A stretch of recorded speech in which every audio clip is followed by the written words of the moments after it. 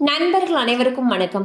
இன்னைக்கு நம்ம இந்த வீடியோல வங்கி வாடிக்கையாளர்களுக்கு மினிமம் பேலன்ஸ் தொடர்பாக புதிய தகவல் ஒன்று வெளியாகி இருக்கு. சோ அதை பத்தி தான் இப்ப நம்ம பார்க்க போறோம். இந்திய ரிசர்வ் வங்கியின் புதிய விதிமுறைகள் வங்கிகளில் கணக்குகள் வைத்திருப்பவர்களுக்கு ஏற்றுக்கொள்ளக்கூடிய மினிமம் பேலன்ஸ் தொகையை மேலும் எளிமையாக்குகிறது. வங்கிகளின் சேமிப்பு கணக்குகள் வைத்திருப்பவர்களுக்கு அதிக சலுகைகள் கிடைக்கும் என்றும் எதிர்பார்க்கப்படுகிறது.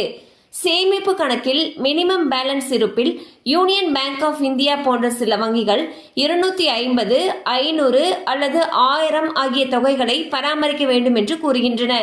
இவை வங்கிகளில் கணக்குகள் திறக்கும் பொழுது தரப்படக்கூடிய தனிப்பட்ட தேவைகளை அடிப்படையாக கொண்டுள்ளன. அதே சமயம் HDFC வங்கியில் பூஜ்ஜிய இருப்பு கணக்குகள் திறக்க மினிமம் 2500 ரூபாய் மொத்தம் தேவைப்படுகிறது.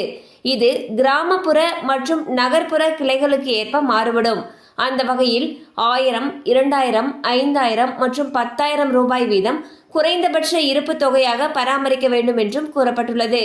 வேறு என்ன மாற்றங்கள் என்பது இந்த மாதம் 15ஆம் தேதிக்கு பிறகு தெரிய வரும். சோ பாத்தீங்கன்னா வங்கிகள் அவங்களுடைய வாடிக்கையாளர்களுக்கு மினிமம் பேலன்ஸ் தொடர்பான முக்கியமான அறிவிப்பை வெளியிட்டு இருக்காங்க. அந்த வகையில் சில பேங்க், அதாவது யூனியன் பேங்க் ஆஃப் இந்தியால பாத்தீங்கன்னா மினிமம் பேலன்ஸா குறைந்தபட்சம் 250 அல்லது 500 அல்லது 1000 ரூபாய் வரைக்கும் பராமரிக்கணும்னு சொல்லியிருக்காங்க.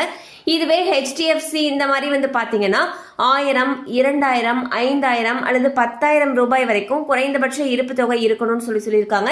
இந்த தொகையானது ஒவ்வொரு பகுதிக்கு ஏற்றவாறு மாறுபடும். அதாவது கிராமப்புறத்துல ஒரு தொகை இருக்கும், நகர்ப்புறங்கள்ல ஒரு தொகை நம்ம மெயின்டைன் பண்ற மாதிரி இருக்கும். அதே போல நம்ம மெட்ரோ அந்த மாதிரி பாக்குறப்போ அவங்க இன்னும் கொஞ்சம் அதிகமா மினிமம் பேலன்ஸ் மெயின்டைன் பண்ற மாதிரி இருக்கும். ஸோ அது கிளைகளுக்கு ஏற்ப மாறுபடும்னு சொல்லியிருக்காங்க.